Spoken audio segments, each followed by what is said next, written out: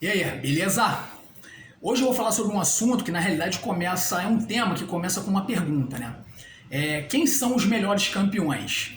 Eu vou fazer uma comparação de três categorias do UFC, de campeões dominantes do passado e fazer uma comparação com os campeões dessas mesmas categorias dos atuais, né? Dos campeões atuais. E porque eu percebo assim, porque eu tive ideia de fazer esse vídeo com esse tema? Porque eu converso com algumas pessoas e sempre quando a gente toca nesse assunto, eu percebo que existe um pensamento muito saudosista de supervalorizar a galera que foi dominante no passado e querer comparar que são melhores, são superiores aos campeões atuais. E assim, a minha ideia aqui não é desqualificar os campeões do passado, não é isso. Tanto é que, na minha opinião, os três exemplos que eu vou citar de campeões dominantes do passado, para mim os três têm que estar no Hall da Fama, já fizeram história, já fizeram lá o legado deles e é isso. Só que eu vou fazer uma comparação das três categorias, né? Dos três exemplos que eu vou citar agora. Eu vou citar aqui o Aldo, José Aldo, o Jorge St-Pierre e o Anderson Silva. E vou fazer a comparação com os campeões atuais, que é o Alexander Volkanovski, o Kamaru Usman e o Israel Adesanya, com as suas respectivas categorias, né? Então, assim, começando pelo José Aldo. Então, a primeira pergunta é: o Aldo é melhor do que o Alexander Volkanovski? Eu percebo que a galera que tem essa visão mais saudosista, elas têm um pensamento muito assim. Como o Aldo foi um cara, realmente ele foi um cara dominante, ele defendeu 9 vezes o cinturão, então as pessoas colocam assim, tipo, pô, se ele defendeu 9 vezes, o Volkanovski defendeu 4. Então o Aldo foi muito mais dominante. Então, assim, vamos lá, vamos começar. Em primeiro lugar, os dois já lutaram. O Volkanovski ganhou o Aldo. Já é um ponto. Ah, mas se fosse o Aldo de antigamente, pá, seria diferente. Na minha opinião, o se não existe. O se não existe. O que vale é o que aconteceu, o que vale é o aqui e o agora. O se, se fosse dessa forma, o se não existe. Isso não existe. Eles já lutaram e o Aldo perdeu por pontos. Esse já é um ponto. Eu gosto de olhar o fator principal que me faz levar a crer que o Volkanovski é superior ao Aldo é a dominância, o domínio que o Volkanovski tem nas lutas. Ah, mas o Aldo também foi um cara dominante. Sim, sim, mas é diferente. Se a gente for olhar, por exemplo, vamos lá, o Aldo, depois que o Aldo pegou o cinturão, ele venceu o cinturão, foi no WEC, né?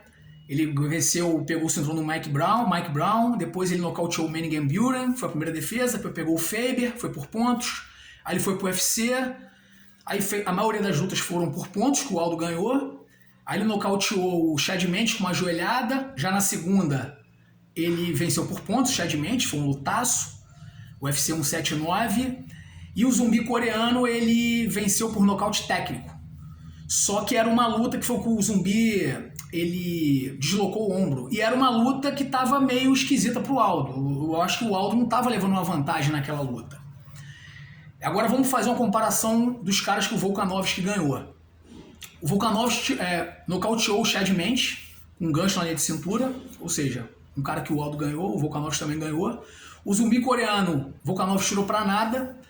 E o Volkanovski ganhou 3 vezes do Max Holloway, que foi um cara que nocauteou o Aldo 2 vezes. Então, ou seja, e se a gente for olhar o estilo de luta do Volkanovski e o estilo de luta do Aldo, eu acho o Volkanovski mais consistente em termos de domínio. Por quê? A gente pode perceber, se a gente for olhar na luta, for comparar a luta do Holloway com o Aldo e do Holloway com o Volkanovski, se for comparar a última luta do Holloway com o Volkanovski, o Holloway pouco tocou no Volkanovski, praticamente não encostou no Volkanovski, ou seja, ele ganhou tranquilo. Para mim ele venceu as 3 lutas, né? E o Aldo, assim, a gente percebe que o Volkanovski ele não perde o foco, ele é frio, ele mantém o foco o tempo todo, tanto é que por mais que ele leve por pontos, ele é um cara que tem poucas brechas no jogo dele. E a gente percebe, se for olhar a luta do Holloway, as 2 lutas do Holloway com o Aldo, a gente percebe que isso já não acontece com o Aldo. A gente percebe que quando o Aldo, quando tá correndo tudo bem, ele tá levando vantagem, ele vai tranquilo. Mas quando ele começa a receber golpes, isso aconteceu com o Holloway nas duas lutas, que ele foi nocauteado, ele parece que fica meio perdido, jogar golpe no ar de qualquer jeito, enfim, ele começa a ficar mais nervoso, enfim. É do cara isso, não é uma crítica, é um fato, né? Então eu percebo que o Volkanovski ele tem menos brecha no jogo, eu acho ele mais dominante. Tanto é que o Volkanovski já está mirando já em pegar o cinturão de cima. É isso que as pessoas mais saudosistas não percebem. Naquela época, só tinha essa opção de fazer milhões de defesas de cinturão. Era isso, o cara era campeão. Hoje em dia, não. O cara, ele quer ser campeão, mas ele quer fazer dinheiro. Tanto é que o cara faz 3, 4 defesas, ele já quer subir para outra categoria para pegar outro cinturão para ele ficar mais valorizado, as bolsas serem maiores. É isso que a galera que é mais saudosista não entende, não acompanha. Eu acho que é mais por aí. Mas aí podem falar, mas o Aldo, ele tentou pegar o cinturão do Anthony Pettis, fazer uma luta, uma super luta, para pegar o cinturão do Anthony Pettis, que era o campeão do peso leve na época. Mas aí é outra questão. O Aldo é um cara que não vende bem pay-per-view. Não estou dizendo aqui no Brasil. Lá fora, ele não vende, não é um cara que... Ele não tem muito apelo do público de uma forma... Não estou falando no Brasil, né? De forma... No público americano não tem, ele não vende pay-per-view. Então o que vale ali é o dinheiro. É o dinheiro. Então o UFC não se interessou por isso. Se fosse o McGregor, pegaria. O McGregor vende. Essa é a questão. É o dinheiro que manda. Não é se o cara é merecedor, não é. O UFC ele vê que às vezes eu acho injusto, mas é o que é. A empresa pensa dessa forma. E o cara que trabalha ali ele tem que se adequar à empresa. Então, entre o Volkanovski e o Aldo, eu acho o Volkanovski superior ao Aldo, se a gente for olhar em todos esses quesitos, né? Para mim, ele foi muito mais dominante, muito mais consistente do que o Aldo. Não estou desmerecendo o Aldo. O Aldo é Hall da Fama. Só que eu acho o Volkanovski melhor. Se a gente subir mais um pouquinho e for comparar Saint-Pierre e Kamaru Usman. Saint-Pierre também, Hall da Fama, o cara fez... Acho que foram 10 defesas de cinturão que ele fez. Mas vamos lá. Será que o Saint-Pierre ganharia o Usman? O Usman fez só 5 defesas. Será que ele ganharia o Usman? Eu não tenho certeza não. O jogo do Usman é muito consistente também, a mentalidade do Usman. Então assim, eu não tenho tanta certeza em dizer que o Saint-Pierre atropelaria o Usman ou venceria o Usman. Eu não acho não, eu não consigo ver o Saint-Pierre derrubando o Usman. Trocando em pé, porque o Saint-Pierre assim, quando estava ruim em pé, ele agarra e bota para baixo. Né? Então ele costumava jogar onde era a fraqueza do cara.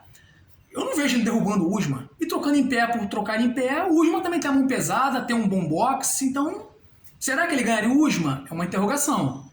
Não sei. Se a gente for subir um pouco mais, Anderson Silva e Israel Adesanya. O Anderson fez 11 defesas de cinturão, o Israel Adesanya fez 5. Por enquanto fez 5. Mas quem é o melhor? Não dá pra saber. Não dá pra saber. Muita gente vai dizer, não, o Anderson...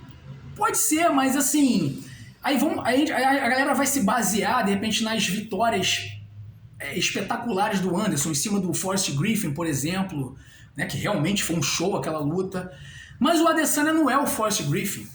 Então, será que ele é nocauteado? E o Adesanya ganhou o Anderson. Tudo bem que o Anderson estava com mais de 40 já não estava naquela fase do auge, beleza. Mas assim, ele ganhou o Anderson. Mas se fosse naquela época, será que ele ganharia o Anderson? Por que não? Eu acho que ele tem nível para ganhar o Anderson sendo daquela época. Eu acho que nível ele tem. E ele vem mostrando isso a cada luta. Mas o Adesanya ele acabou de vir de uma luta morna no último, no UFC 276 contra o Cannonier. Uma luta chata, né?